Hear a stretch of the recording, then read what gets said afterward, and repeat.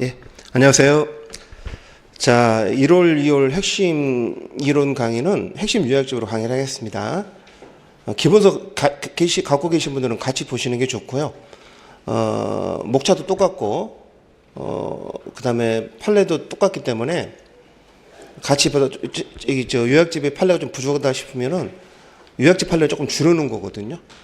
뭐 이해는 전 지장이 없지만, 줄여놓은 거니까 좀 원문을 보고 싶다 그러면 기본서로 보셔도 되고요. 그냥 요약집의 판례만 봐도 이해가 된다 그러면 굳이 기본서 안 보셔도 됩니다. 그래서 이게 총 160 몇 페이지로 되어 있는데 앞에 소론배만 150페이지 정도 돼요. 150페이지 정도 되니까 이것만 정리 잘해 두시면은 시험 전날 우리 세 과목이잖아요. 2시간씩 다 보고 할 수 있어요. 한 과목당 2시간씩만 봐요. 3시간씩 보고 막 무리하게 보면은 시험날 아침에 못 일어날 수가 있거든. 그래서 그렇게 하지 말고 여유 있게 2시간 보고 간다. 그럼 못 본 거 있으면 시험장 가기 전에 그 시험장에 도착해서 지하철역에서 보고 가든지 학교 뒷담에 가서 보든지 이렇게 보고 좀 들어가면 됩니다. 그리고 시험 끝나고 나오면서 이제 버리면 돼요. 다시는 안 볼 거니까 버리면 깔끔하게 후배들에게 기증하고 니들도 이거 봐라 이렇게. 그래서 100점 맞기에는 뭐 부족할지 모르지만 100점도 맞을 수 있어요. 뭐 그 95점 맞기에는 전혀 지장이 없습니다. 그래서 이것만 보셔도 됩니다.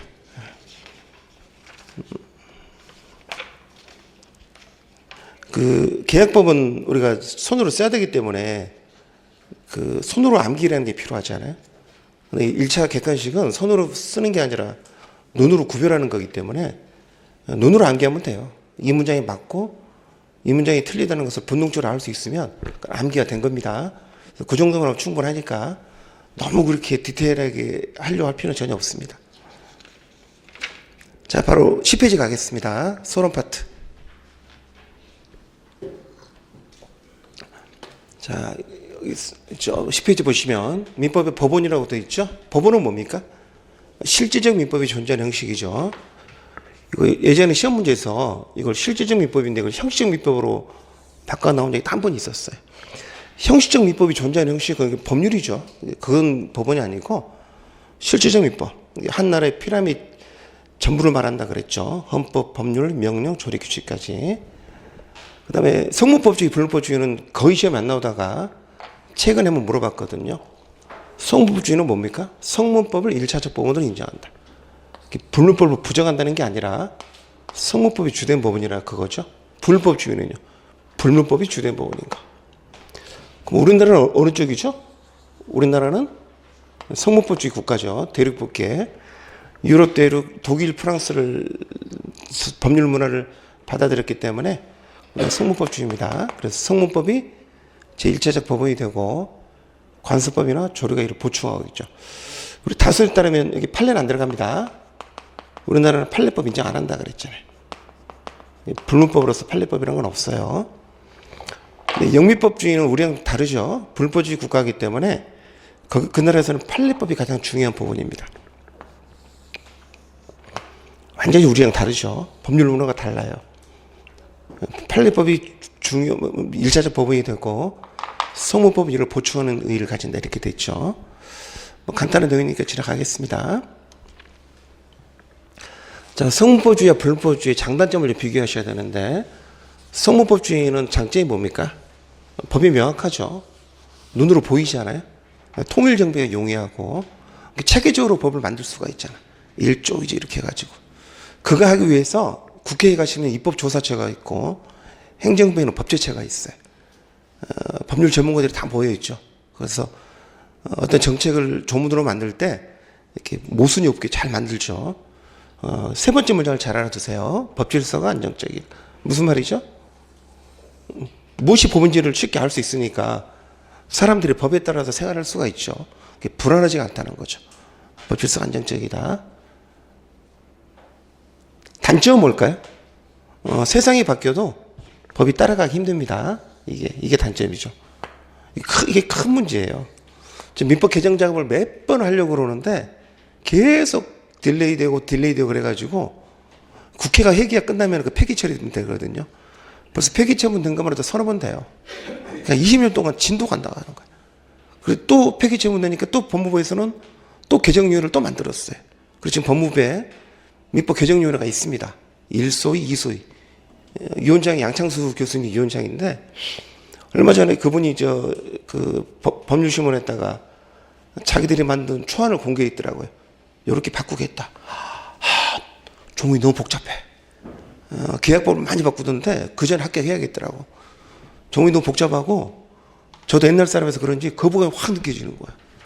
최신의 그 독일 유론주를 받아들여가지고 조문을 바꾸려고 그러시더라고. 그래서 제 마음속 생각은 이번에도 안 바꿨으면 좋겠다. 계속 안 바뀝니다. 세상이 바뀌더라도 법이 못 쫓아간다는 거죠. 불법주의는 반대죠. 불법주의는 어떻게 됩니까? 불법주의는 판례만 바꾸면 되잖아요. 이렇게 구체적 타당성을 기할 수 있죠. 법을 바꿀 필요가 없잖아요. 판례만 바꾸면 되죠. 단점은 뭡니까? 무엇이 법인지를 일반인들은 알 수가 없어요. 그래서 법제사 안전을 해치는 거죠. 영미법계가 불법주의잖아요. 그래서 이게 독특한 건데 영미법계는요. 모든 영미법계 나라가 다 전통적으로 변호사 숫자가 많습니다. 영국도 그렇고 미국도 그렇고 호주도 그렇고 뉴질랜드도 그렇고 남미도 그렇고. 왜 그럴까요? 국민들이 법을 알 수가 없다니까. 판례를 공부해야 되는데 어떻게 판례를 공부합니까? 그래서 내 대신에 싸워줄 마이로요. 변호사가 필요해요. 그래서 영미법 중에는 이런 문제 때문에 변호사들이 많고 우리 같은 성문법 중에는요. 변호사 필요 없어요. 그 법제처 국가법령정보센터 들어가시면 대한민국 모든 법을 다 볼 수 있고 대법원 종합법률정보 들어가시면 현재 우리나라 판사들이 보고 있는 거랑 똑같은 자료를 일반 국민이 볼 수 있어. 전 세계 유례가 없는 거라고 그러더라고. 법원이 공개해가지고 똑같이 볼 수 있다니까. 돈 조금 더 내면은 로임비라든가 더 좋은 것도 많거든요. 그러니까 우리는 굳이 변호사 많이 필요가 없는 거죠. 그런 장단점이 있습니다. 요 말을 좀 잘 알아두시고. 자, 그 다음 보시면 민법 법원의 종류 보시면 조문은 이렇게 되어 있죠. 민사에 관하여 법률의 규정이 없으면 관습법에 의하고 관습법이 없으면 뭐에 의한다? 조례에 의한다. 1순위가 법률이죠. 2순위가 관습법이고 3순위가 조례이죠. 이 법률은요. 국회가 만든 법률만 의미하는 게 아니라 성문법 전체를 말한다 그랬죠. 여기 써 있죠. 제가 쓰라는 소리 안 써도 되는 겁니다. 다 어디 있다는 거죠. 그리고 이제 관습법이나 조리는 이게 불문법이잖아요.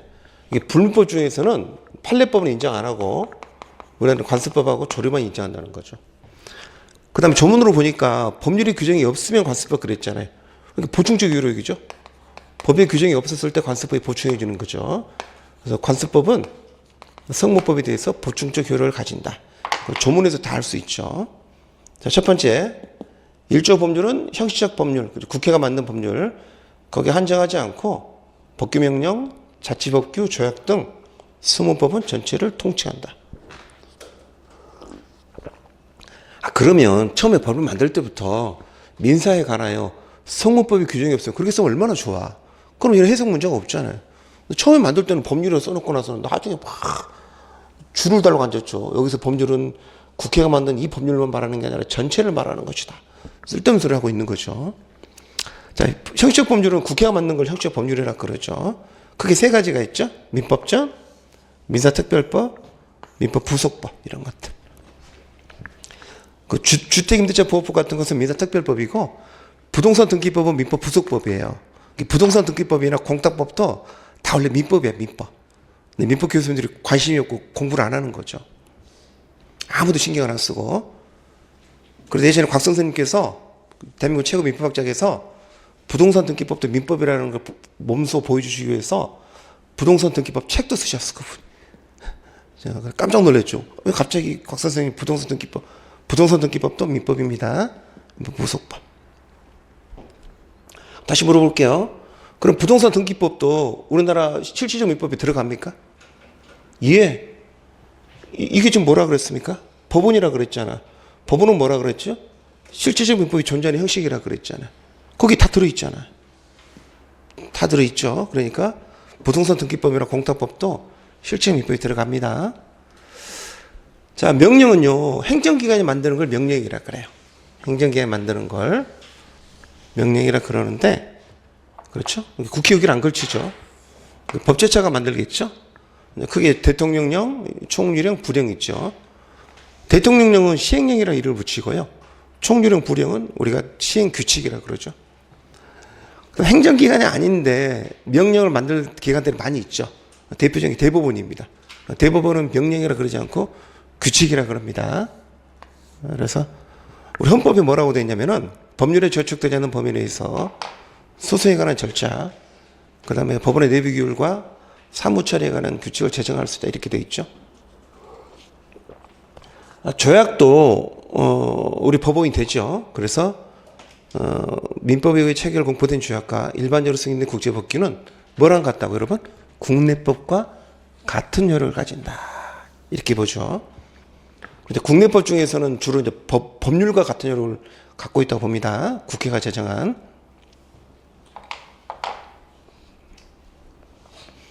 그래서 한미 FTA 조약 이런데 민법에 관한 조항이 숨어 있으면은 나중에 문제가 되면 그게 그대로 적용이 돼요. 판사가 재판할 때 그걸 뒤져봅니다. 그래서 똑같이 재판합니다. 우리 법이 된다는 거죠. 국내법과 같은 효력을 가진다. 지방자치단체가 만드는 게 뭐 있어요? 조례하고 규칙이 있죠. 조례는 지방의회가 만드는 거고 규칙은 지자체장이 만드는 겁니다. 이것도 민사에 관한 사항이 들어있으면 법원이 됩니다. 대표적인 게 뭐예요? 부동산 중개 수수료. 서울시 조례로 만들거든요. 부동산 중개 수수료는 서울시 조례로 만들죠. 그것도 다 민법이 들어가는 거죠. 자, 불륜법은 대표적인 첫 번째 관습법이죠. 사회에서 자연재해로 발생된 관습이 뭐가 더 있으면은 법적 확신. 이 법적 확신이 무슨 말입니까? 그 법이라고 생각한다는 거지. 야, 이거 지켜야 되겠구나 하는 거. 법적 확신을 얻어서 법으로 승인된 걸 우리가 관습법이라 그럽니다. 그래서 관습이 있어야 되고 법적 확신이 있어야 되고 하나 추가된 게 이거죠. 그 관습이 뭐에 반하면 안 된다? 전체 법질서 또는 사회질서 이런 데 반하면 안 되는 거죠.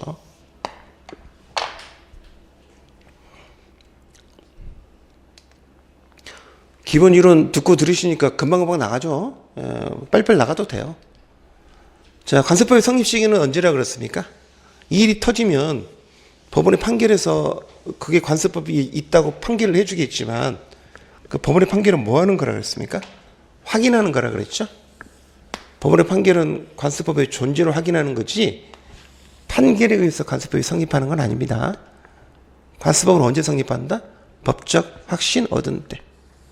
그때를 수급해서 성립하는 거죠. 이런 학설을 우리가 법적 확신설이라 그래. 법적 확신만 있으면 관습법이 된다 그래서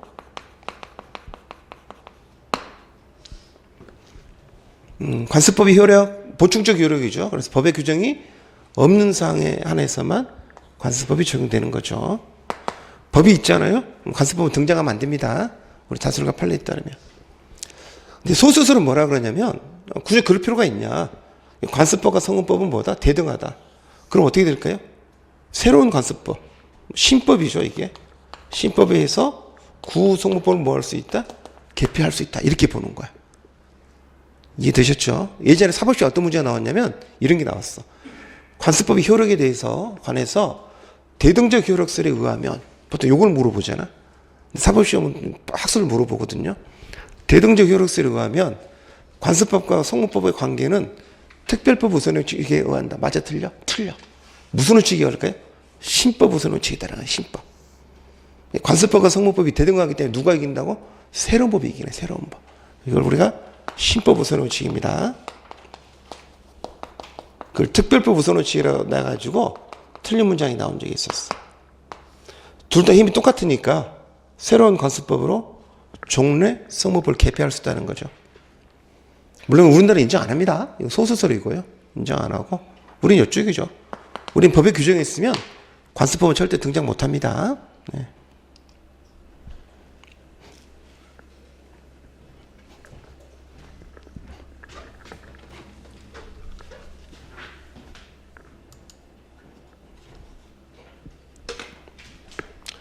자, 판례 좀 알아두세요. 거기 1번 판례입니다.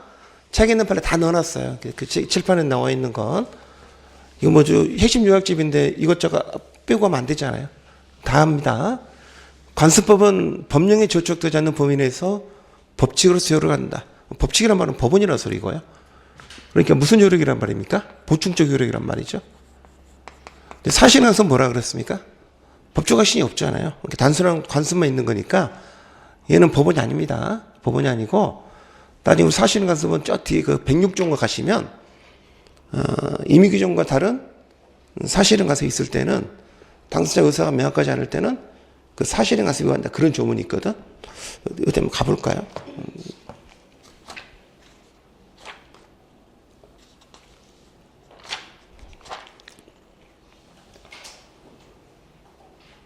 자, 91페이지 가보세요.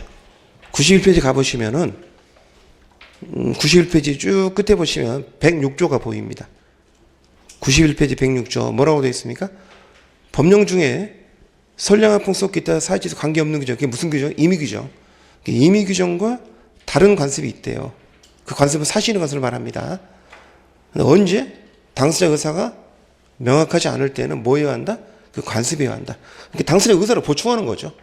당사자 의사라는 것은 특약이잖아. 근데 그런 게 없대. 근데 그 동네에 사실은 관습이 있다는 거야. 그럼 뭐에 따라가겠다? 사실은 관습에 따라가겠다. 그래서 사실은 관습은 법원이 아니고 의사 보충 기능을 하는 거죠. 106조에서. 다시 앞으로 돌아오세요. 자, 관습법은 누가 입증한다 그랬습니까? 법원이 알아서 하죠. 그래서 관습법은 법원이 직권으로 확정합니다. 법원이 직권으로 확정하는 거고, 사실은 관습은 사실이니까 당사자가 뭐 하셔야 돼? 주장하셔야 돼. 변론주의 첫 번째 명제가 뭐냐면 사실의 주장 책임이야.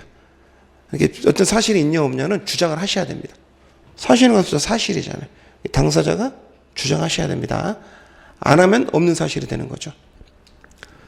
자, 이 세 번째 문장이, 이 세 번째 문단이, 그동안에 시험에 안 나오다가, 계속 안 됐어요. 세 번째 문장 안 내다가, 예전에 사법시험에서 마지막에 한번 나오고 이게 사라졌죠. 그래서 좀 이번에 좀 이해를 해볼게요. 사실은 관습은 주로 어디서 쓸까요? 임의규정에서 쓰겠죠. 우리 조금 전에 임의규정과 다른 사실은 관습이 있을 때는 사실은 관습이 한다 그랬으니까. 그래서 여기 이게. 그 분야의 재정법이 주로 임의규정일 때 사실은 관습이 문제가 되는데, 그때 하는 기준이 뭐라 그랬죠? 의사를 보충하는 기능을 한다 그랬죠. 이런 기능을 합니다. 여기까지 됐죠? 이게 원칙이야. 여기까지 원칙인데, 판례가 이상한 소리를 하죠. 그 분야 재정법이 주로 모일 때 강행규정일 때. 여러분, 강행규정일 때 사실은 관습에 의미가 있을까? 없지. 강행규정 반드시 지켜야 되기 때문에 사실은 관습 등장하면 안 되거든? 근데 판례가 딱 두 가지를 인정을 해. 뭐냐면은 강행규정인데, 강행규정에 뭐가 있다고요? 결함이 있대요. 그러면 강행규정 자체가 없는 거지. 두 번째는 뭡니까? 강행규정 스스로가 법에서 관습에 의하도록 써놓은 경우가 있어. 물권법에 가면 그런 규정들이 있는데, 법에서 뭐라고 써놨다고요? 관습에 의하라 이렇게 써놓은 규정이 있다니까. 이 두 가지 경우에는 강행규정일 때도 효력이 있겠죠. 이 두 가지의 경우에는 효력을 부여받을 수 있고, 그 외에는 효력이 없다는 거야.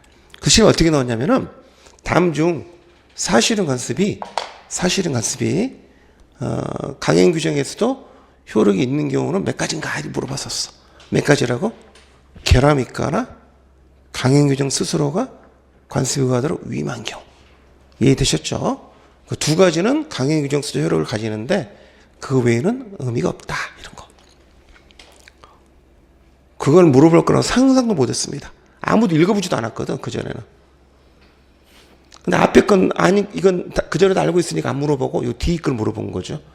사실은 관습도 원칙적으로 강행규정일 때는 별로 의미가 없는데 요 두 가지 경우에는 의미를 가질 수 있다. 이렇게. 가정의례 준칙은요, 지금도 있죠. 가정의례 준칙은 대통령령입니다, 여러분.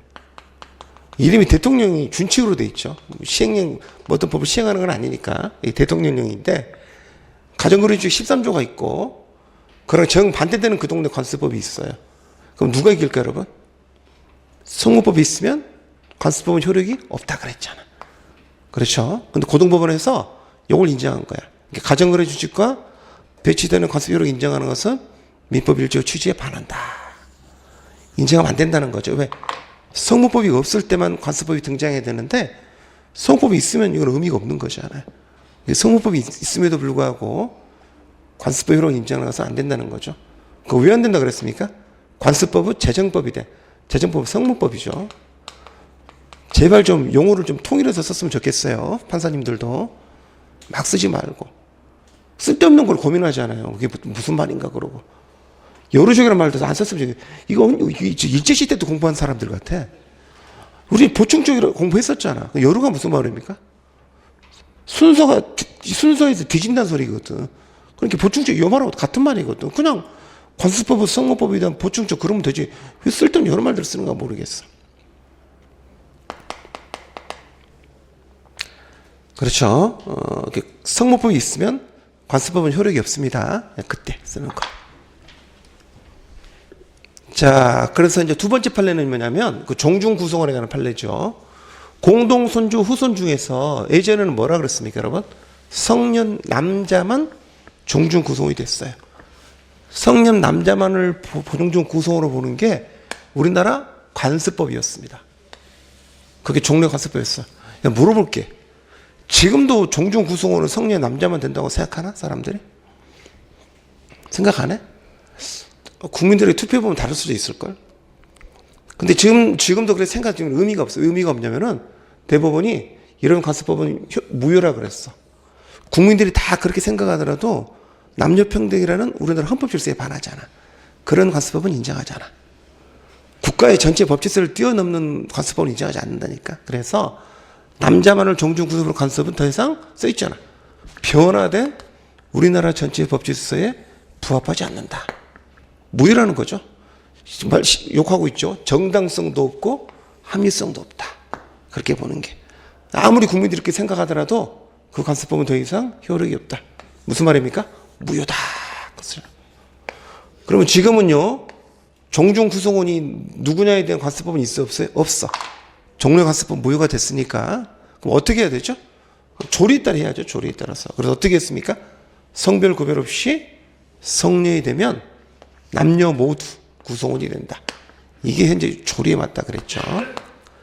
관습법이 아닙니다. 남녀 모두 되는 건 조리예요.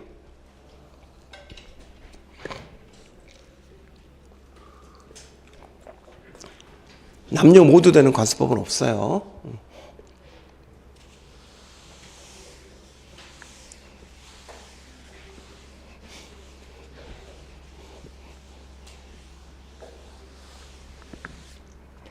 됐죠? 자, 그 다음에 온천권을 관습법상 물권을 인정해달라 그랬는데 대법원이 그따위 건 없다 그랬습니다. 온천은 지하수잖아요. 지하수는 토지 소유권의 일부예요.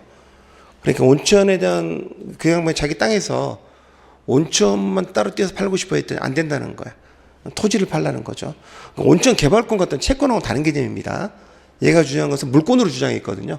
대법원은 그런 거 없다 그랬고. 이것도 중요한 판례죠, 여러분. 이 건물이 미등기예요. 왜 미등기일까요? 무허가 건물이거든요. 내가 샀어요. 여러분은 미등기 무허가 건물을 왜 살까? 왜 살까, 여러분? 등기도 안 되고 무허가 건물인데. 그것도 좀 깔고 앉아 있으면은 나중에 이렇게 뭐 입주권 같은 거 나오고 그러잖아요. 그래서 샀나 봐. 샀어요.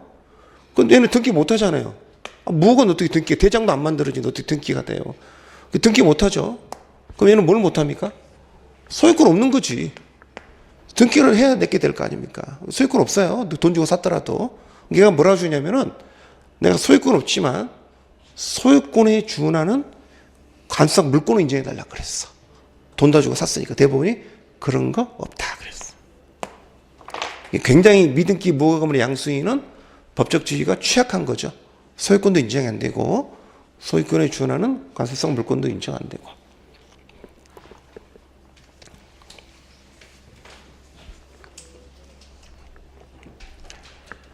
자, 조리는 뭐라 그랬습니까? 사인의 건전한 상식으로 판단할 수 있는 사물의 도리. 사물의 도리. 그냥 너 참 말을 조리 있게 잘한다. 그 조리입니다. 누구나 상식이야, 상식. 누구나 그렇게 생각하는 거. 그렇죠? 그래서 조리도 우리나라는 법원으로 두고 있죠. 판례는 영미법계에서는 가장 중요한 법원이지만 우리나라에서는 판례를 법원으로 보지 않습니다. 우리나라는 성법주의고 판례를 법원으로 인정하지 않는다 그랬고. 다 됐죠? 여기까지 끝났습니다. 자, 그 다음에 이제 1절 보시면 14페이지. 법률관계는 법에 의해서 규율되는 생활관계를 말하고 호의관계는 뭐라 그랬습니까? 호의관계는 법률관계 아닌 거죠. 호의를 베푸는 관계죠. 그래서 법적으로 구속받을 의사 없이 호의로 어떤 행위를 해주기라는 생활관계, 그걸 호의관계라 그럽니다. 이런 호의관계냐 법률관계는요, 법적 구속 의사 요걸로 판단하는 거지 무상이냐 유상이냐 그걸로 판단하는 거 아닙니다. 돈 안 받으면 호의관계고 그 돈 받으면 법률관계다 그런 거 아니에요. 그걸 증여 같은 경우는 돈 안 받지만 법률관계거든. 그러니까 무상 유상의 문제가 아니라 법적 구사, 내가 이걸 잘못되면은 책임지는 그런 문제, 이행 청구권, 체벌 선배 그런 문제 생각이 있느냐 없느냐 그걸로 결정하는 거죠. 그래서 호의관계는 법적으로 규율되는 관계가 아니기 때문에 계약서 청구권도 안 생기고, 기억나죠?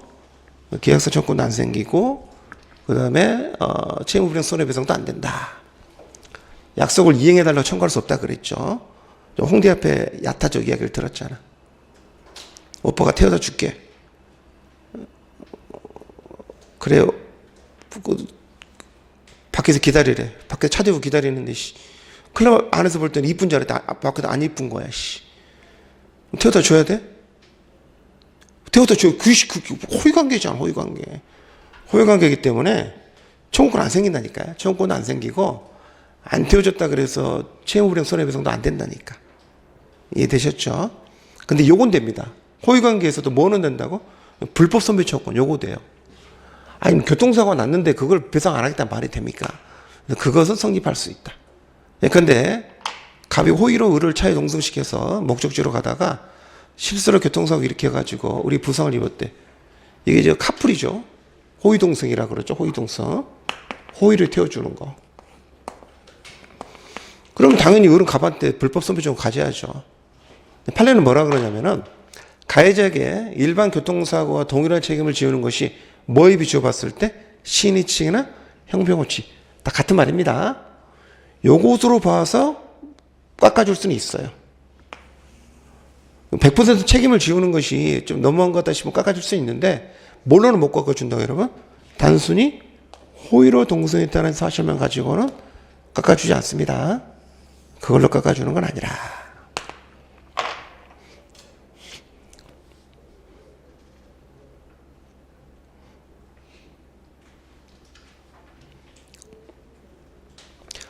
됐고. 자, 그 다음에 권리 종류 보시면 인격권은 인격적 가치를 누리는 게 인격권이죠. 명예권, 뭐 생명권 이런 것들이 다 인격권에 속하는 건데 이거 침해하면은 불법행위죠. 인격적 이익을 누리는 걸 인격권이라고 그러고요. 인격권으로서 명예권이 판례가 하나 나왔었죠.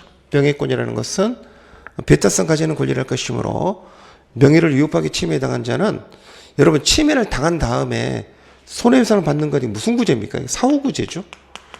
사후구제 받는 건 당연한 건데요.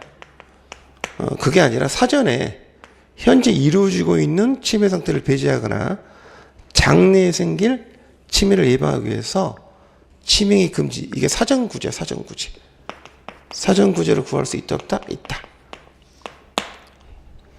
여러분 이게 당연한 판례가 아니야. 보통 어떤 권리라는 것은 침해를 당한 다음에 손해배상을 청구하는 거지 침해를 당하기도 전에 침해를 생길 걸 대비해서 미리 막아달라 그건 안 되는 거지거든 기본적으로. 근데 재산권은 나중에 손해배상 받아도 되지만 명예권은 상황이 다르잖아. 명예가 훼손됐는데 나중에 손해배상 받아봤자 무슨 의미가 있어요. 그래서 뭐가 가능하다? 사전구제. 이게 뭡니까? 방송금지, 가처분, 뭐 출판금지, 가처분 이런 거죠. PD수첩 이런 거 방송하려고 그러면 종교단체에서 막잖아. 요걸로 막을 수가 있어요. 요걸로.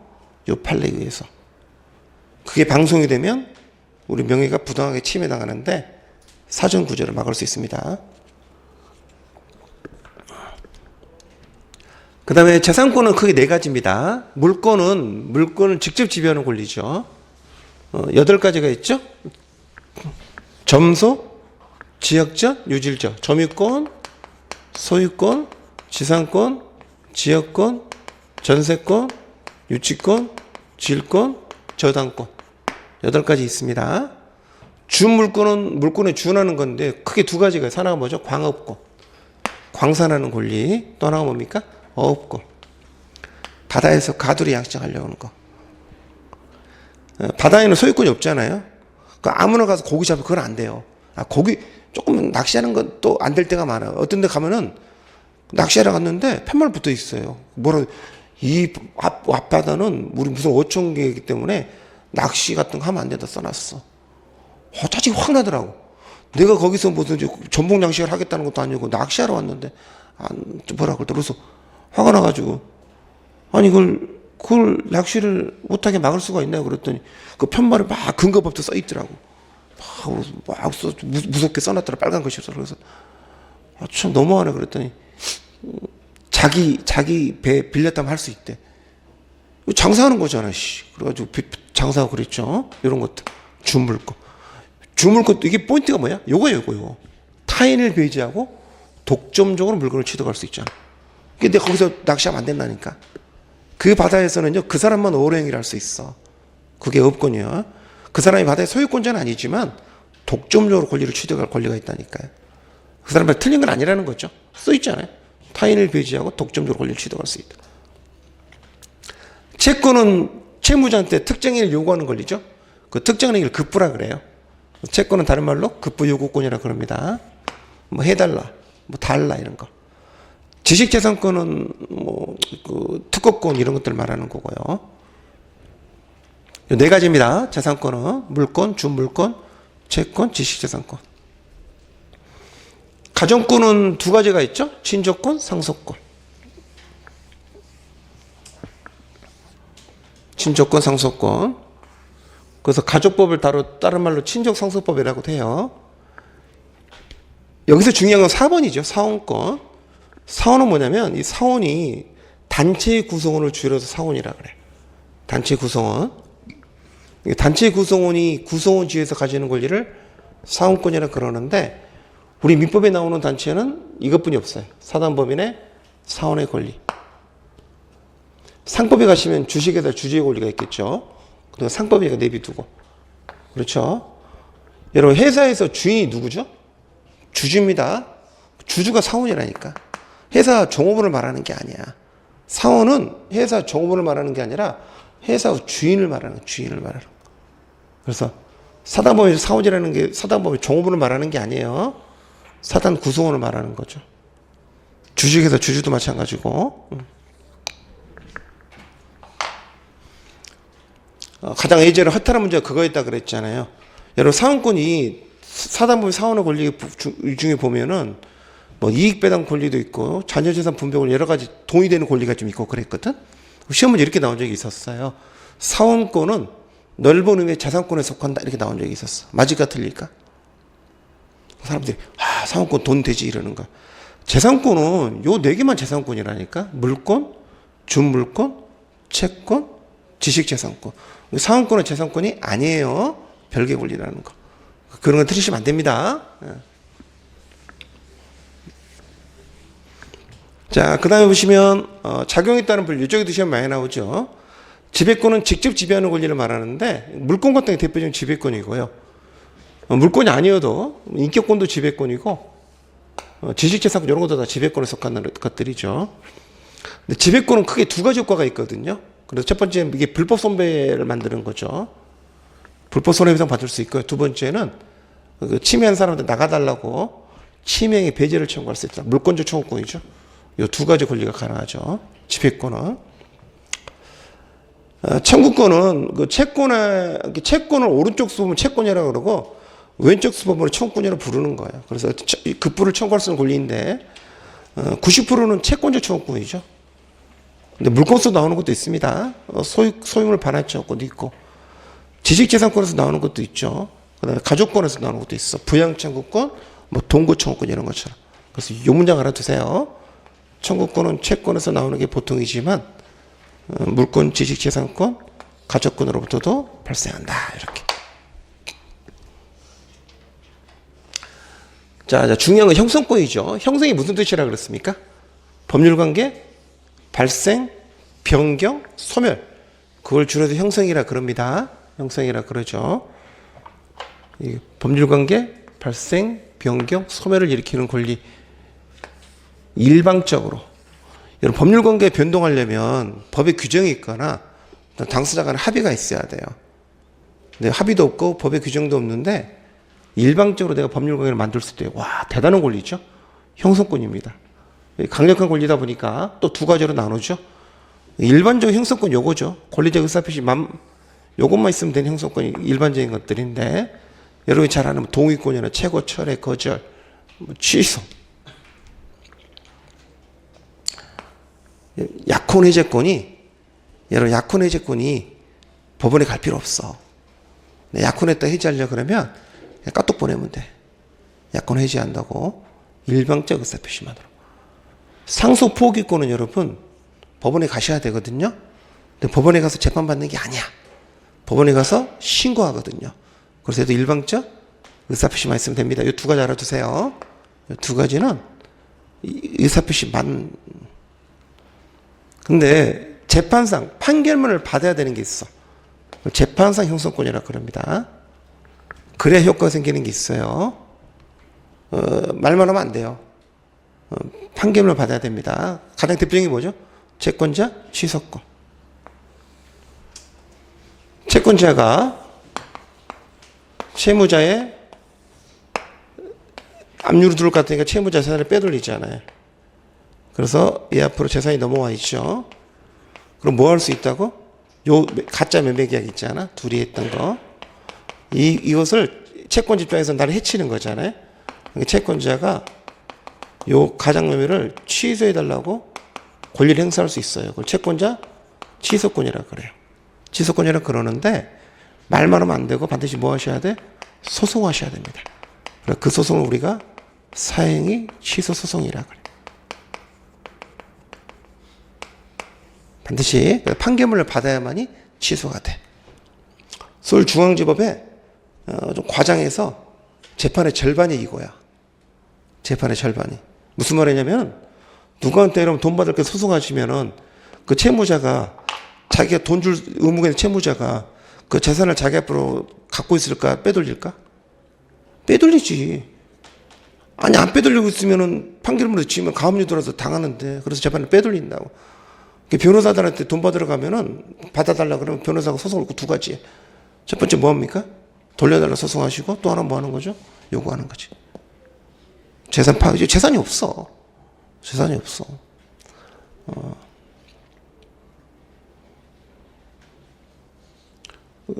그렇게 하는 겁니다. 진짜 이게 사기꾼들 많아. 심각한 문제. 얼마나 심각했냐면은 제가 아시는 분도 큰 돈은 아니었어. 근데 20대 여자들이 큰 돈이지. 2천만 원 가까이 친구가 꼬갔는데 안 갚는 거야. 그래서 사기죄로 고소해가지고 경찰에서 사기죄로도 나왔어. 검찰 송치가 됐는데 그래도 안 갚는 거야. 감옥 가겠다는 거지. 근데 문제는 뭐냐면 민사는 따로 해야 되잖아요. 민사하려고 그랬더니 20살짜리 애가 뭔 돈이 있어요. 재산이 하나도 없는 거야. 재판 얘기도 뭐 합니까? 돈을 못 받는 거죠. 걔가 뭐라고 그러냐면 나한테 선생님 이렇게 형사에서 이기면 국가에서 알아서 돈을 받아줘야 되는 거 아니니? 그런 나라는 없어. 지구에. 지구상에 그런 나라 없어. 본인이 해야 된다고. 그래서 항상 이걸 미리 해놔야 돼. 빼돌린 재산을 다 돌려놔야죠. 빼돌린 것도 없다. 그럼 못 받는 거죠 뭐. 알아두세요. 시험만 이것만 서너 번 나왔습니다. 채권자 취소권은 말만 하면 안 되고 반드시 판결문을 들고 와야 한다.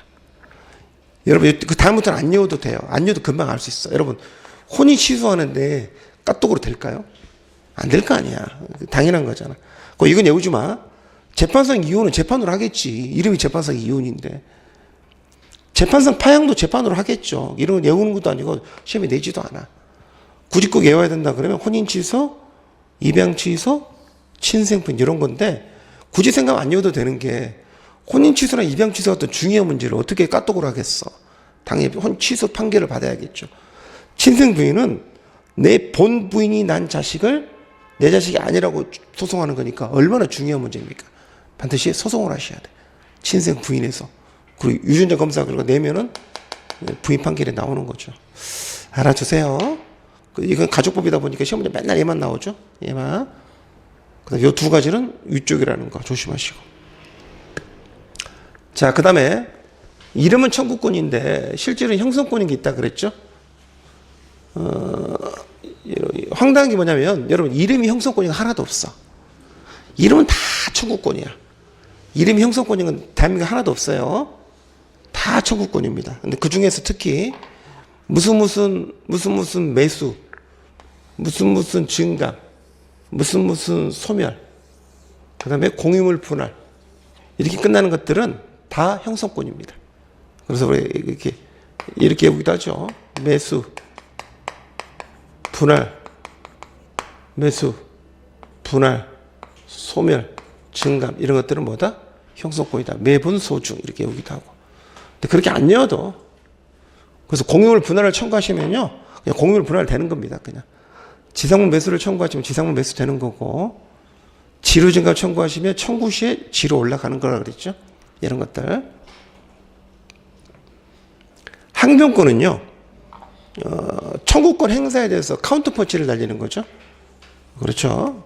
조심하실 건 항변권 행사했다 그래서 청구권이 소멸되는 게 아니고 청구권은 뭐 하는 거죠? 작용을 저지한다. 소멸 그럼 틀려요. 소멸 아닙니다. 작용을 저지한다 그랬고, 두 가지가 있죠. 일시적으로 늦추는 것을 우리가 연기적 항변권. 그래서 보증인의 최고 검색 항변권이나 동시 항변권 이런 것들이 있었고, 영원히 주장할 수 있는 게 영구적 항변권. 영원히 주장할 수 있는 거.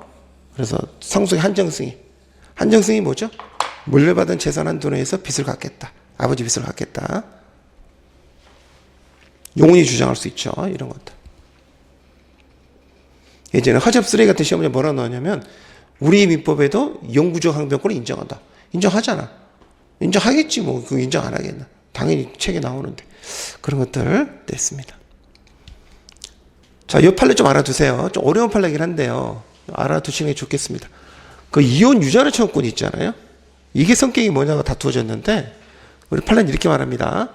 행사상 이전소권이고 귀속상 이전소권 아니라 그래. 이게 무슨 말입니까? 행사를 엄마가 하면 돼. 그 다음에는 양도 상속이 된다는 거죠. 이건 아니니까.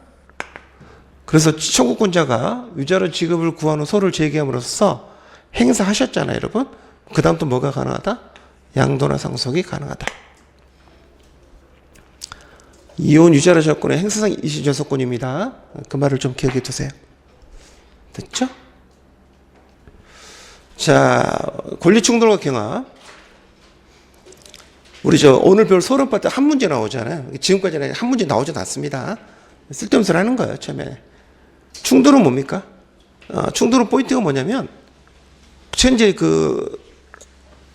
대상은 하나인데, 여러 사람의 권리를 주장하는 거지. 객체는 하나인데, 수개의 권리가 존재하는 경우. 이제 말이 좀 안 이뻐. 교과서에 이렇게 써 있는데 그게 아니라, 동일한 객체를 가지고 여러 사람이 자기 권리를 주장하는 거야. 그걸 우리가 권리 충돌이라 그래요. 근데 그 객체가 모든 권리를 만족 못 시키게 뭐 해줘야 됩니까? 순위를 정해줘야지. 그래서 예전에 시험 문제 뭐라고 나오냐면 권리 순위는 어디서 나오는 거죠? 권리 충돌수 나온다. 그게 나왔어. 권리 경합수 나오는 게 아니라 권리의 충돌수 나온다. 충돌수 나온다.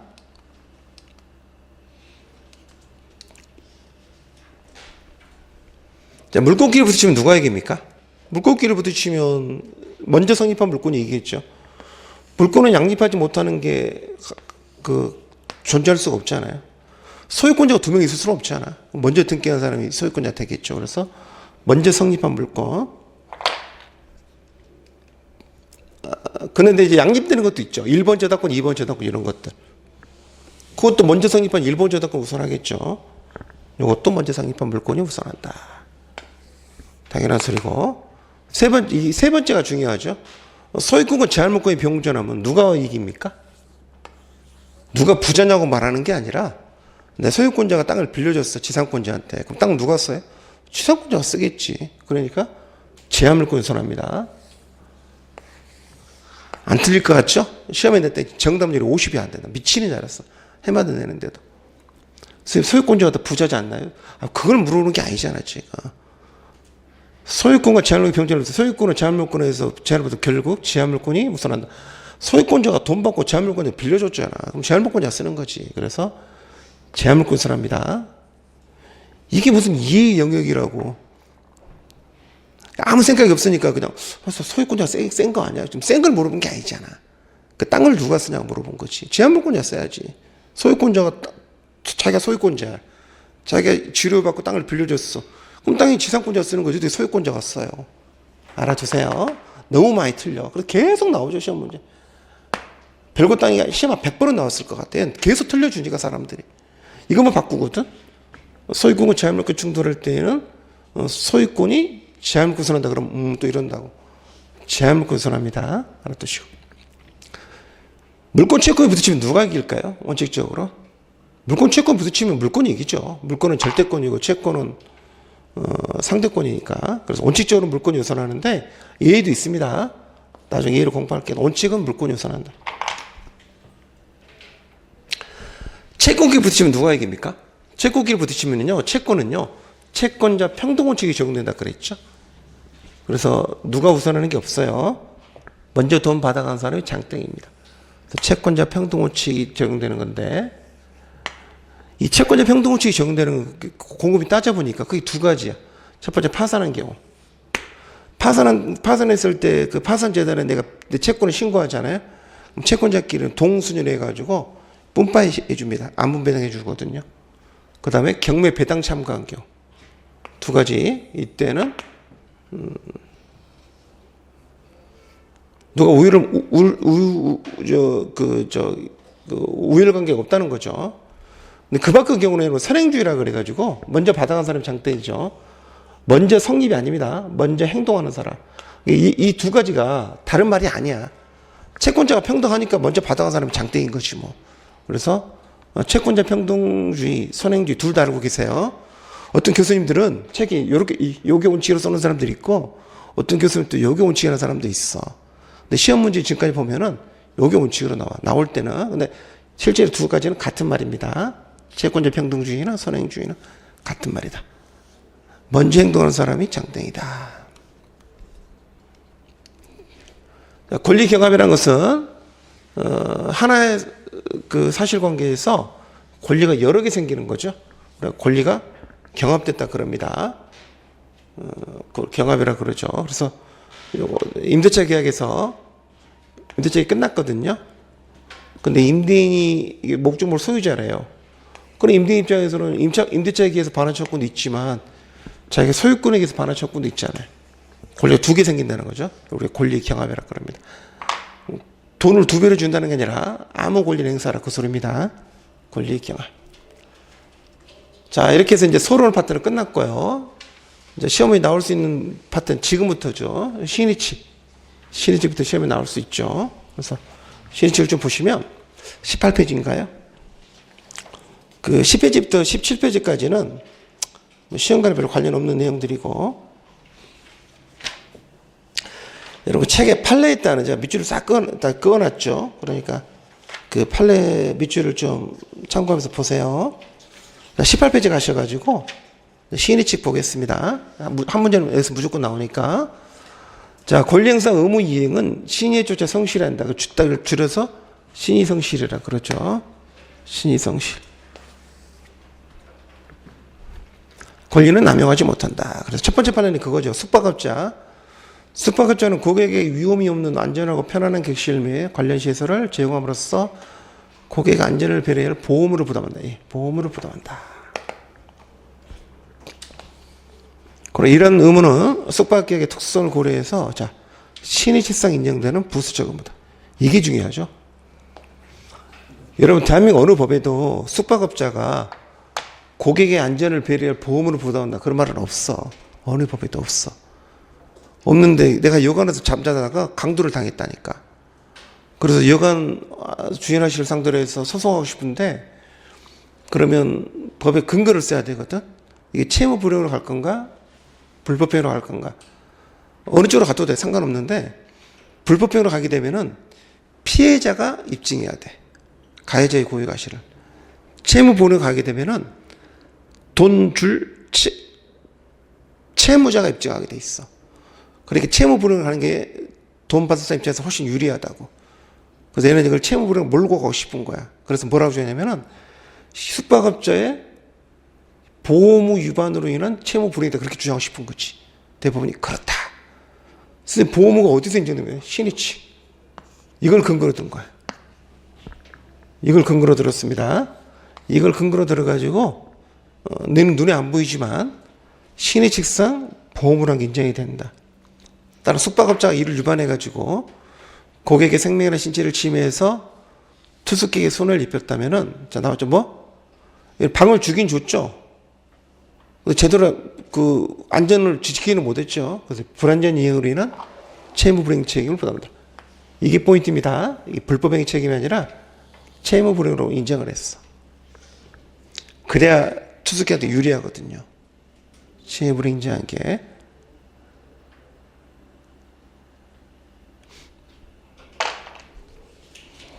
자, 그 다음에 환자가 병원에 입원해도 치료할 때요. 입원한 지 휴대폰 도난을 방지함에 있어서 필요한 적재를 줄 의무가 병원한테 있어 없어요? 있어요. 어디 근거가 있다고? 신이치.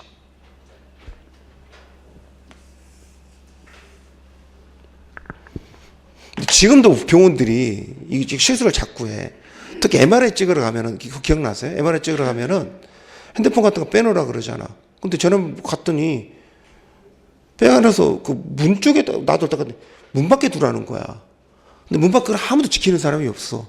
근데 거기다 핸드폰하고 두고 들어오라는 건데 아니 이게 지금 말이 되냐고. 문 안쪽에다 두면 되지. 그러니까 밖에다 두면 어떡하냐 그랬더니 당신이 책임질 거냐 그랬더니 저거 왜 책임을 이러더라고.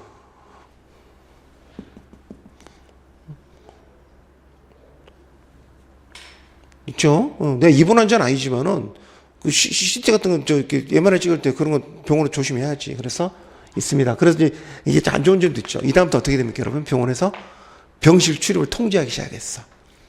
그래서 대학병원 가시면 요즘에는 한 명뿐이 못 들어가죠. 하나 주잖아요, 이렇게.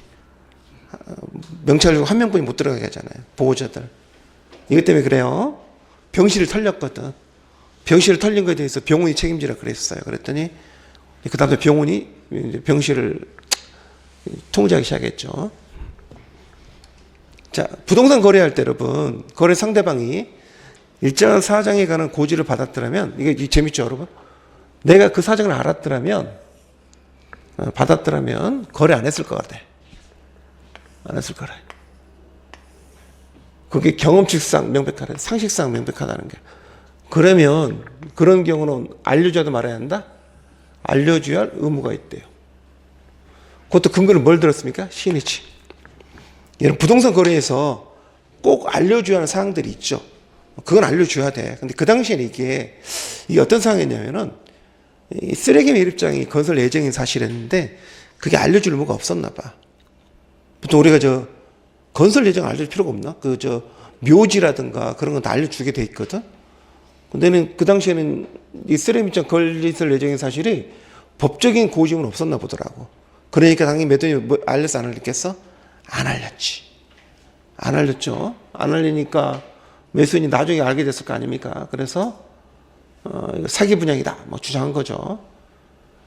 이러한 고지의무 대상이 되는 것은 법의 규정, 법의 규정이 있는 것도 알려야 되고 어떤 것도 계약상 알리기로 한 것도 알려야 되고 관습법상 말하는 겁니다. 심지어 뭐도 조리상 일반원칙이 행정법이 말하는 행정법상 일반원칙 같은 거야. 조리. 거기에 의해서도 인정될 수 있어요. 넓게 인정하는 거죠. 아파트 분양자는 아파트 단지 인근에 쓰레기 매립장이 건설 예정인 사실을 분양계약 시 고지할 신의성으로 부담은 안 한다? 한다. 안 했잖아요? 안 했으면은 이게 채무 불이행이 되는 거지. 해야 되니까 안 했으니까.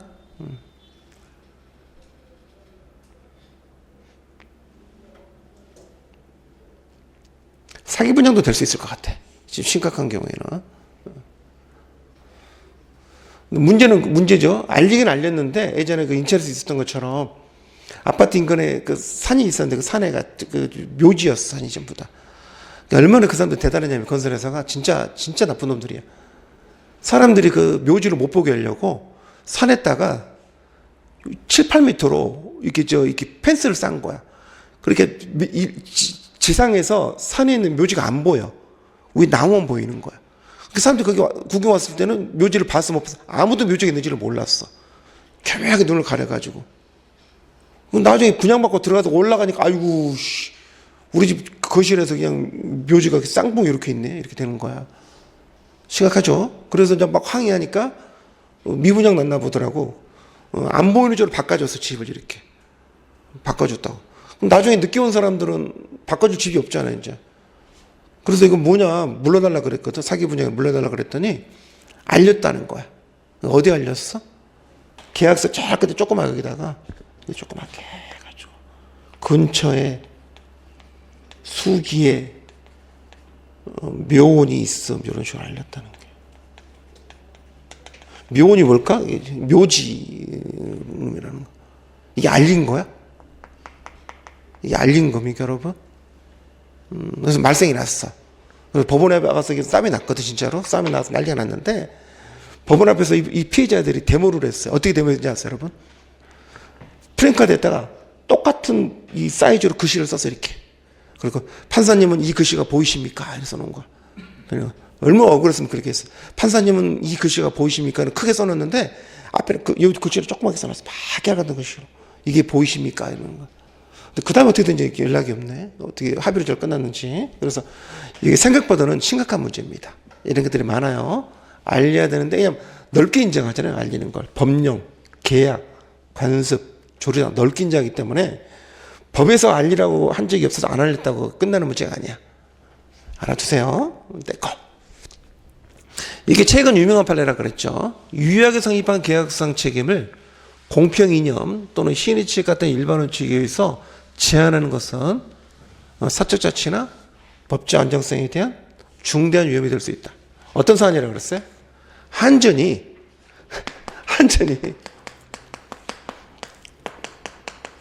전기요금을 받아야 되는데 처음에 계산을 잘못해가지고 한전이 전기요금을 안 받은 게 이제 몇 억이 쌓인 거야. 그래서 이쪽 담당 직원이 바뀌어가지고 조사해보니까 아니 전에 전기요금을 너무 잘못 부과한 거야. 그래서 그거 달라 그랬어. 회사가 뭐라고 그럴까? 지금 와서 왜 달라 그러냐는 거야. 그때 주라고 나는 주란 거 다 냈는데 지금 와서 이러냐는 거야. 그게 말이 되냐 그런 거야. 이해되셨죠? 근데 웃긴 게 뭐냐면 그걸 고등원 판사가 이걸 깎아줍니다. 그래서 뭐라고 이러냐면 지금 와서 너무하다는 거지. 그래서 이걸 근거로 해서 깎아줍니다. 그때 안 받아가고 지금 와서 그걸 다 달라는 그래서 판사가 깎아준다니까. 이 되냐는 거예요, 여러분. 대법원이 안 된다는 거야.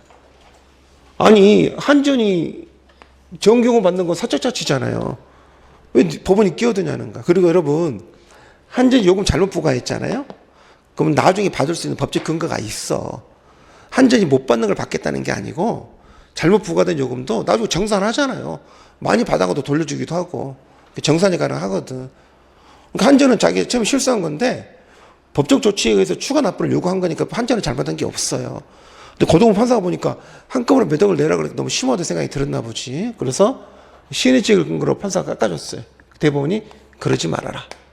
그러지 말아라. 그래서 채권자가 유효하게 성립한 계약에 따라서 급부를 청구하는 때 법원이 일부를 감축하는 것은 원칙적으로 허용되지 않는다. 함부로 깎아주면 안 된다. 우리 시험 문제도 나왔습니다. 물론 이 세 줄 나오죠. 세 줄.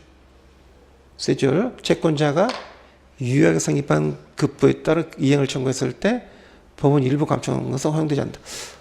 우리 시험에도 나왔어요. 재작년에 나왔죠. 알아두시고. 자, 파생원칙 보시면, 자, 파생원칙은, 자, 첫 번째는 사정변경원칙이 있는데, 여기서 좀 쉬었다 하겠습니다.